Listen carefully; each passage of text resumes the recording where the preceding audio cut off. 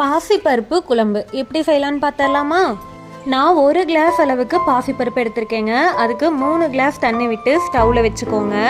அது கூடவே 1 table spoon விளக்கெண்ணெய் ஆட் பண்ணிவிட்டு கொஞ்சமாக மஞ்சள் தூள் ஆட் பண்ணிவிட்டு நல்லா வேக வச்சு எடுத்துக்கோங்க. பருப்பு வெந்து வர்றதுக்குள்ளே கத்திரிக்காவை கட் பண்ணி எடுத்துக்கோங்க. பருப்பு வெந்ததுக்கு அப்புறமா கத்திரிக்காவை அது கூட ஆட் பண்ணிவிட்டு அது கூடவே 1 டேபிள் ஸ்பூன் மிளகாய் தூள், 1 டேபிள் ஸ்பூன் மல்லித்தூள், தேவைப்படுற அளவுக்கு உப்பு ஆட் பண்ணிக்கோங்க. மல்லித்தூள் அடிஷ்னல், உங்களுக்கு வேணும்னா ஆட் பண்ணிக்கோங்க, இல்லைன்னா விட்டுருங்க. கத்திரிக்காய் நல்லா வேகிறதுக்குள்ள இன்னொரு ஸ்டவ்ல ஒரு பேன் வச்சுட்டு எண்ணெய் விட்டு கடுகு, சீரகம், கறிவேப்பிலை, பச்சை மிளகாய், வெங்காயம், தக்காளி இது எல்லாமே சேர்த்துட்டு நல்லா வதக்கி எடுத்துக்கோங்க. கத்திரிக்காய் நல்லா வெந்து வந்ததுக்கு அப்புறமா நம்ம வதக்கி வச்சிருக்க தாளிப்பை அது கூட ஆட் பண்ணி நல்லா மிக்ஸ் பண்ணி விட்டுக்கோங்க. லைட்டாக கொதிச்சு வரும்போது ஸ்டவ் ஆஃப் பண்ணிடுங்க. அவ்வளோதாங்க, நம்மளோட பருப்பு குழம்பு ரெடி ஆயிடுச்சு. இந்த ரெசிபி பிடிச்சிருந்தா மறக்காமல் சப்ஸ்கிரைப் பண்ணிக்கோங்க.